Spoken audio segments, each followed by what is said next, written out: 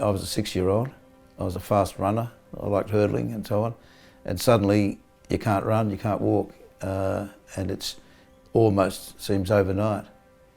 Woke up one morning and I couldn't move my right leg. And it progressed from there to the point where I was just completely helpless. I couldn't lift my head. It is a form of spinal cord injury in the end, but it's not done by trauma, but by this virus.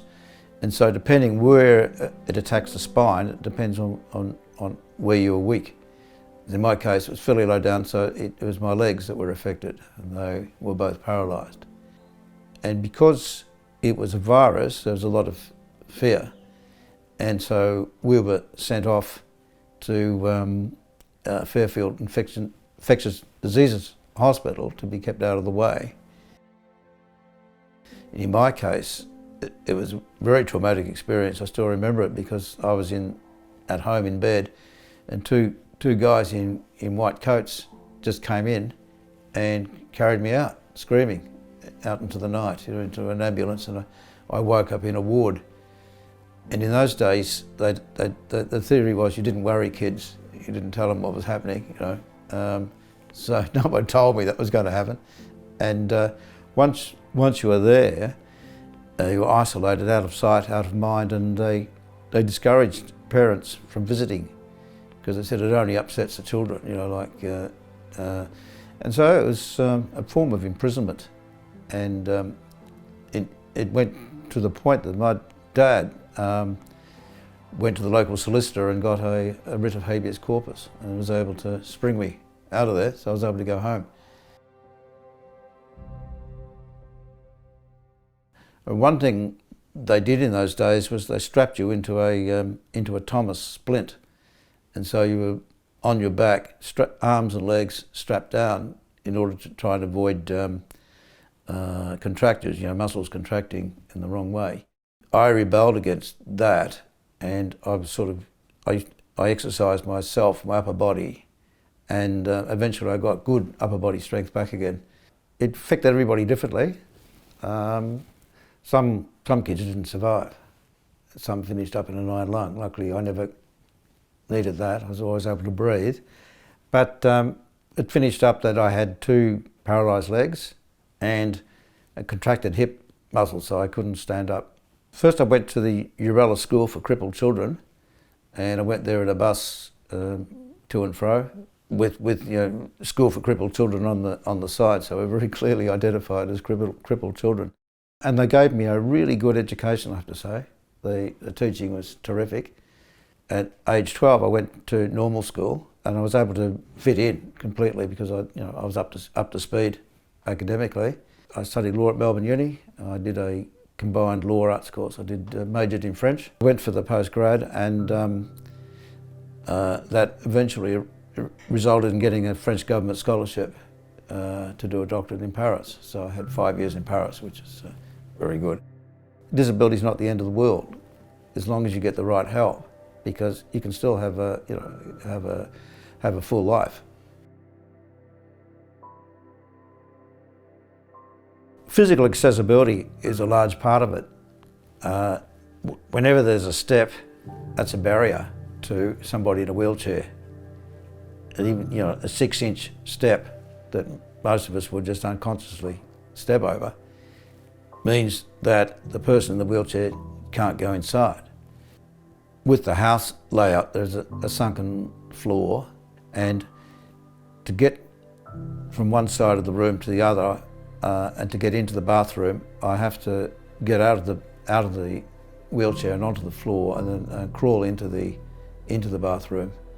It's the only way that I can access it, because there's a step because of the sunken room, and the wheelchair won't go in. That could be fixed with a home modification, and as I understand it, under the NDIS that would be possible, whereas the aged care system simply isn't funded for that sort of thing. And so that is a good example where disability is a thing in itself and has separate requirements from what aged care can provide. solution is actually very simple. It's one section of the NDIS Act which causes the problem, one sentence really, which imposes the ban on people over 65 accessing the NDIS, and that could be fixed today. You'd simply delete it, and the problem would be solved. So the problem is not one of difficulty; it's a problem of political bastardry, I'd say. What a lot of politicians don't understand is that disability and age are two different things. Like, I have the same disability now I did when I was 6, that never changed. It didn't go away when I turned 65. Disability very often involves the need for equipment to get around. It involves various support. It's something in itself that needs adjustment and needs certain resources for, whereas ageing in itself is not a disability. It's simply, it might be that people slow down a bit, or that there are certain things they can't do, but by and large, they don't need like special equipment and so on. With a disability, it often involves equipment every now and then, not all the time. It's what they call lumpy expenditure. Every now and then there's a big item that someone has to have. And the same with home modifications. There are things, for example, that the NDIS can do, but aged care simply can't do. It simply doesn't have the funding for. What should be accepted is that disability is across the board. It can't be sequestered into one age group. It's not a matter of age or race or sex or religion. It affects everybody across the spectrum. And so policy directed towards disability should be directed across the board too. It shouldn't be excluding people or throwing some people under the bus. There are some aspects that have got nothing to do with your disability. And in that case, I think people should be treated normally and given the same sort of service as a person without a disability would have. In other words, not to get too hung up on the fact of a disability. And I think, in my experience, most medicos are good that way, but there are some who seem to feel that because you've had polio, that you're somehow in a different category, or perhaps not so important. It's often no good just asking people, do they need help? Because they might say no. They won't want to appear self-reliant. So in some cases, it needs to be a bit more proactive, just to see what people really do need, or what sort of situation they really are in. Because I think others have found it's quite frustrating. They want to help, but the people won't come forward and say what they need. So that is one of the things that perhaps professionals might look at. And I think the problem sometimes in the medical sphere is that people assume that a disabled person has a lesser quality of life. In other words, they don't value life as much as another person would. But I can assure you it's not the case at all. We all have the same hopes and dreams and fears. We're all people in the end, and it doesn't matter whether one is disabled or not in that respect. We all have the same value. The actual consequences are for life.